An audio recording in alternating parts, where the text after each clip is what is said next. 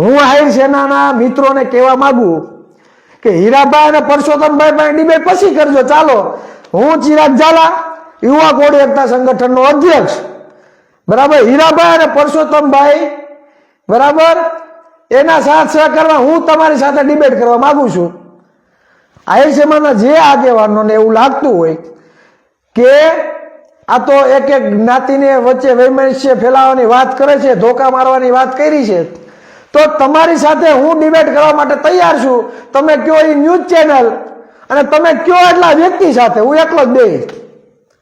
હું ડિબેટમાં એકલો જ બેસી, બરાબર. મારી સામે 5 બેસાડવા હોય, 10 બેસાડવા હોય, તમારે જેને પણ નિષ્ણાંતોને લઈ આવ્યા હોય, છૂટ, બરાબર. હું તમારી સામે ડિબેટમાં બેસવા માટે તમે કયો ત્યારે તમારી સામે ડિબેટમાં બેસવા માટે તૈયાર છું.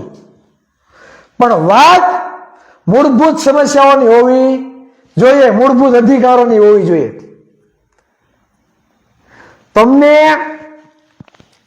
પરસોત્તમભાઈ જે નિવેદન આપ્યું એ દેખાય છે, તો માયાભાઈ જે નિવેદન આપ્યું કે હું તો ભગવદ્ ગીતામાં માનું છું, હે, તો તમને કેમ એ નિવેદન સામે ના આવ્યું ભાઈ?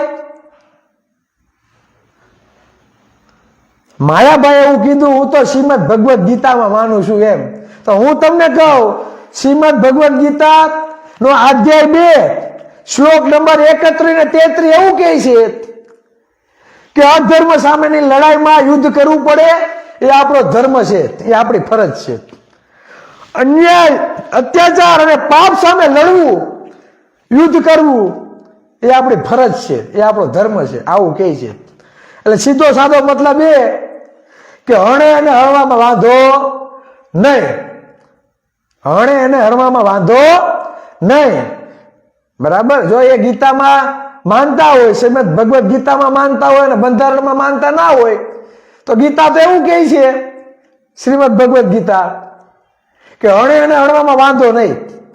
તો જે આરોપીએ નવનીતભાઈને ધોકા માર્યા, નવનીતભાઈના ટાટિયા ભાંગી નાખ્યા, તો કામ કરે, ચાલો અમે પણ એ બારોબાર નીકળે ને એટલે જયરાજ હોય કે બીજા જેટલા આરોપી હોય અમે ટાટિયા ભાંગી નાખીએ, નોકા કરી નાખીએ.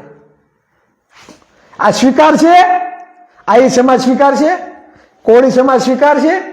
બીજો બધો જે બહોળો વર્ગ છે એ સ્વીકાર છે ખરી અમે એના ટાટિયા ભાંગી નાખીએ? તો નહીં સ્વીકારે. શા માટે? કેમ કે આ દેશ બંધારણથી ચાલે છે અને બંધારણ બધા માટે સમાન. એ પછી કોઈ બી હોય,